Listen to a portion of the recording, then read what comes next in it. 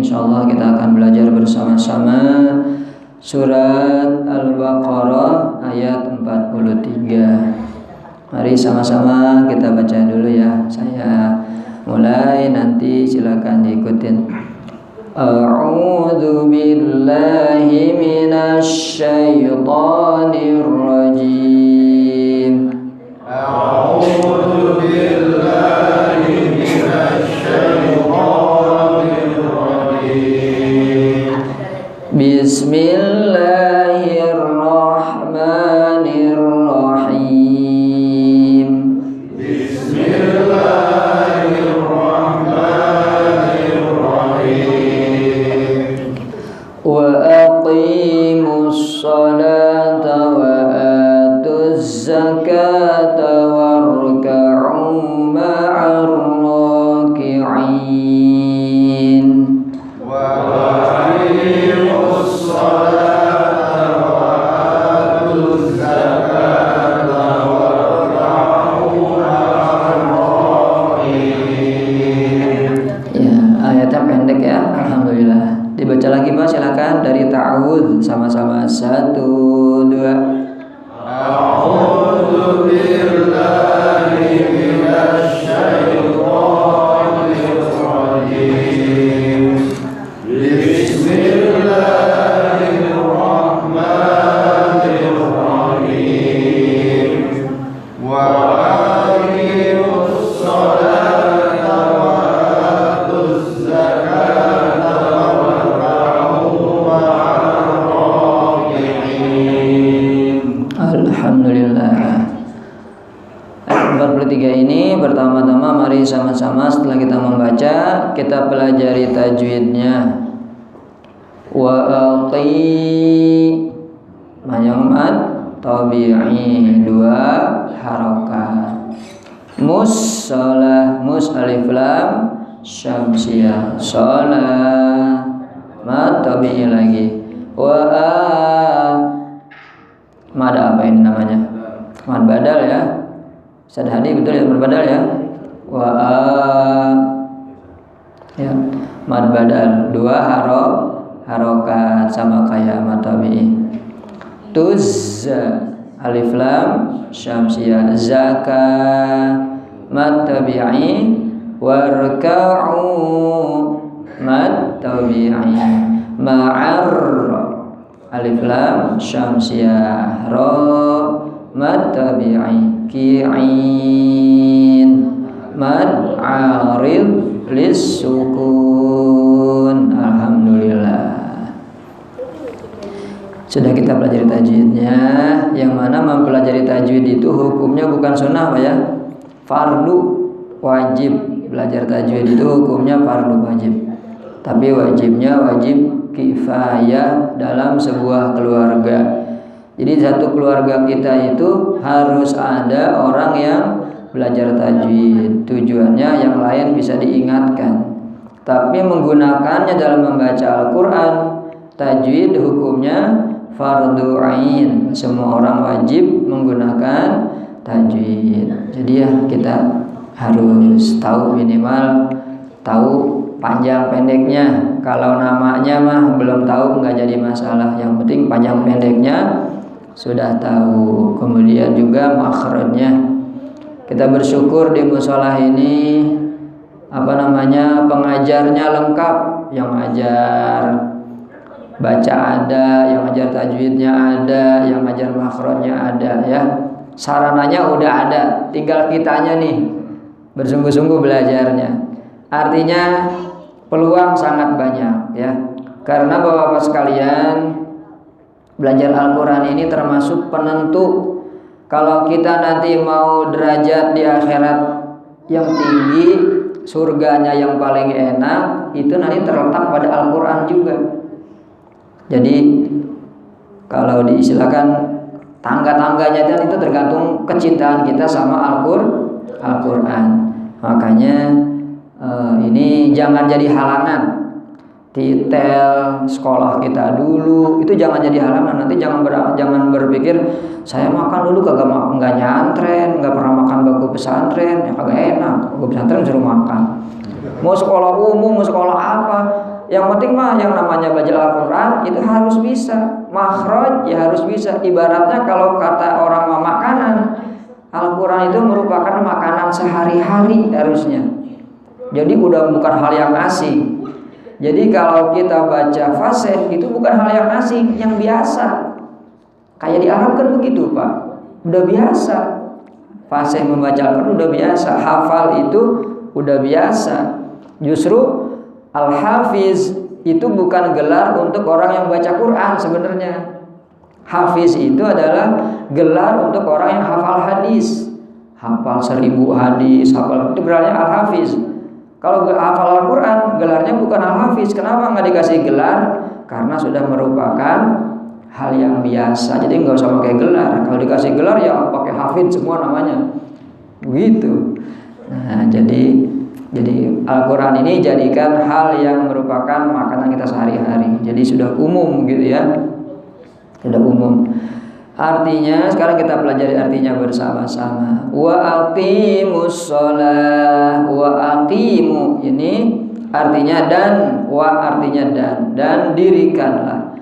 Kadang-kadang wa itu artinya bukan dan. Kalau wawul qasam, wa untuk berjanji artinya demi. Seperti wallahi, demi Allah. Tapi waw di sini kalau bahasa Arab mungkin wawul atof namanya. Ya, artinya untuk menambahkan wa dan aqimus shalah, dirikanlah salat. Ini kata perintah. Kata perintah itu bahasa Arabnya fi'il amr, kata perintah.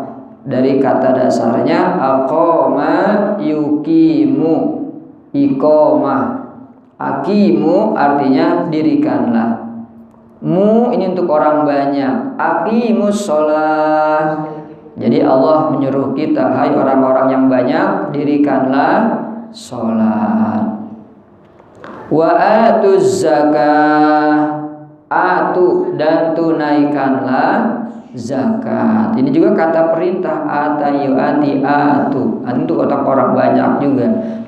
Warka'u ma'ar raki'in, dan rukuklah bersama, ma'a artinya bersama, ar-raki'in orang-orang yang ruku. Maksudnya apa? Ini ayat sholat dan zakat ini selalu berendeng. Tuh, maksudnya berurutan adanya. Artinya orang yang sholat juga harus menunaikan zakat. Nggak bisa dipisah-pisahin. Sholat mau tapi zakat enggak ogah, itu enggak bisa. Sholat kita kalau pengen sholatnya sampai kepada Allah diterima menjadi bekal kita, zakat juga harus kita lakukan. Baik zakat fitrah juga zakat mal, zakat harta. Kalau zakat fitrah mah gampang ngitungnya karena bareng-bareng. Asal Ramadan, akhir Ramadan pada bayar zakat fitrah. Ini zakat mal yang susah kadang-kadang ngitungnya. Ya, susah ngitungnya kapan mulainya. Karena zakat mal itu ada yang namanya haul per tahun. Kalau orang berdagang, maka dia menghitung zakatnya setelah setahun dia berdagang baru ada zakatnya. Orang yang ternak begitu juga, setelah setahun dia berternak baru dilihat udah masuk nisab apa belum. Yang punya emas begitu juga ya. Zakat mal yang agak perlu fokus untuk menghitungnya. Tapi kalau kita sudah punya batas untuk wajib zakat, ini harus kita kerjakan agar sholat kita utuh ya. Warka'u ma'ar raki'in, dan rukuklah bersama orang-orang yang ruku. Maksudnya apa ruku sama orang-orang yang ruku? Artinya sholatnya harus berjamaah. Rukunya jangan sendirian, tapi bersama-sama orang yang ruku. Ini maksudnya sholat berjamaah. Banyak yang mengatakan ini merupakan dalil atas wajibnya sholat berjamaah, perintah dari Allah untuk kita ruku bersama orang-orang yang ruku, maksudnya sholat berjamaah. Mari kita baca bagaimana para ulama menafsirkan ayat ini ya. Wa aqimus shalah wa atuz zakah warka'u ma'ar raki'in. Qala Muqatil. Muqatil ini siapa? Ini salah satu ahli tafsir ya, ulama tafsir. Di sini disebut cuma namanya doang, Muqatil. Kok nggak pakai gelar ya para ulama dulu? Ini biar simpel Pak ya nyebutinnya, jadi disebutin namanya aja.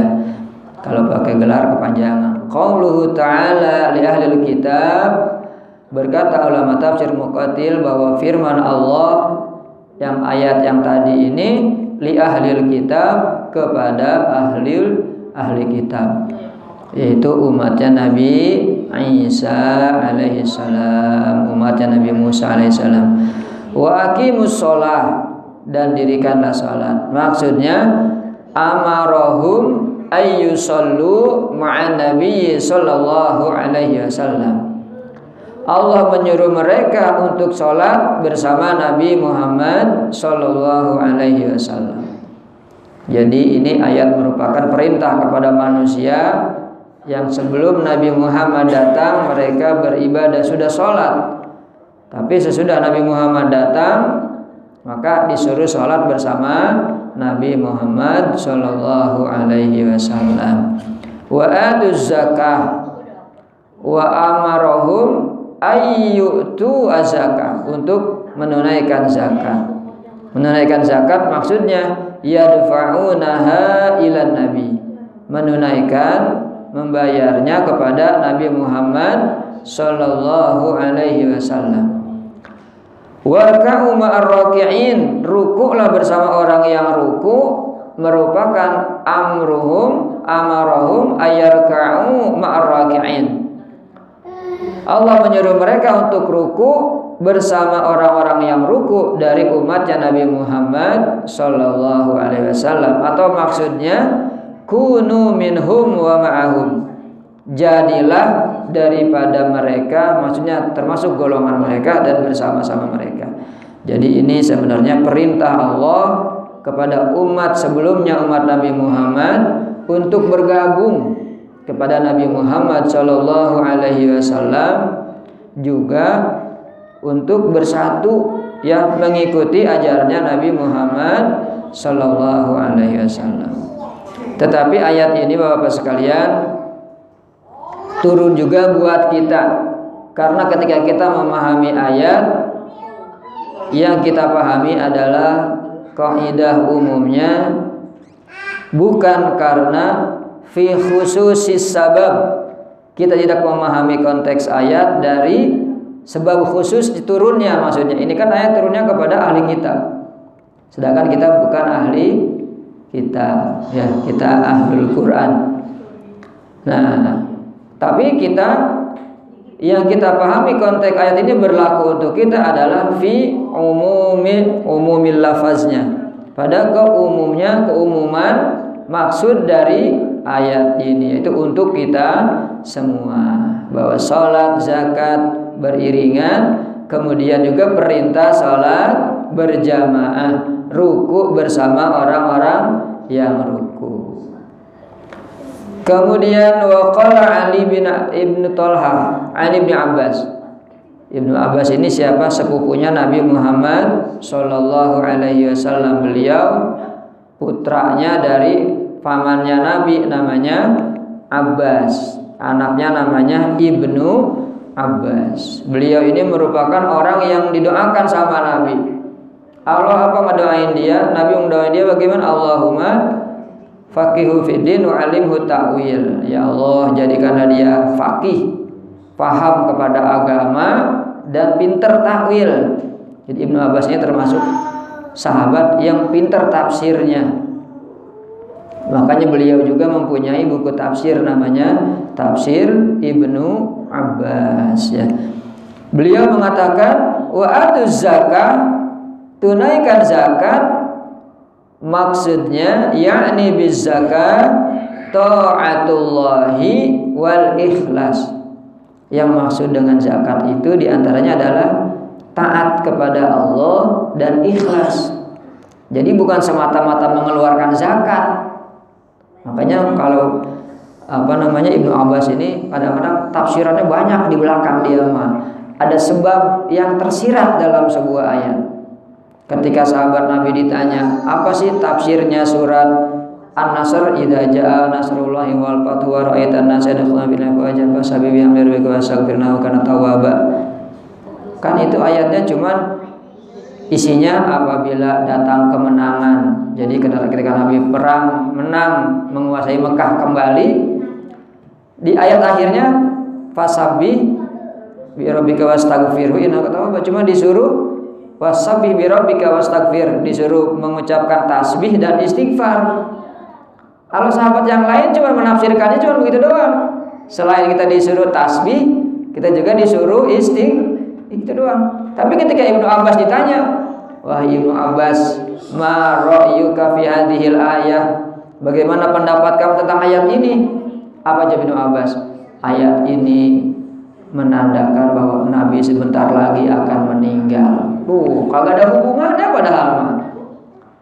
Tapi beliau menafsirkan seperti itu. Makanya ketika sahabat Nabi yang lain pada yang senior yang suyu, yang udah tua datang semua ahli Badar, Abu Bakar, Umar, Utsman. Ketika itu Nabi nyuruh Ibnu Abbas suruh masuk. Ibnu Abbas, ya Abdullah masuk. Sahabat yang lain pada ngeliat semua. Ya Rasulullah, kita kan udah senior semua ini. Kok Ibnu Abbas yang masih remaja disuruh masuk? Gitu. Ternyata apa kata Nabi? Beliau ini walaupun masih remaja, tapi ilmu takwilnya ini, subhanallah. Jadi kayak tadi surat An-Nasr itu Ibnu Abbas mengatakan bahwa akan datang kematian sebentar lagi kepada Rasulullah Sallallahu Alaihi Wasallam. Memang benar setelah itu, setelah Fathu Mekah, setelah Nabi menguasai Mekah, tidak lama setelah itu beberapa bulan atau hampir setahunan itu Rasulullah dipanggil oleh Allah Subhanahu wa Ta'ala. Jadi itu Ibnu Abbas.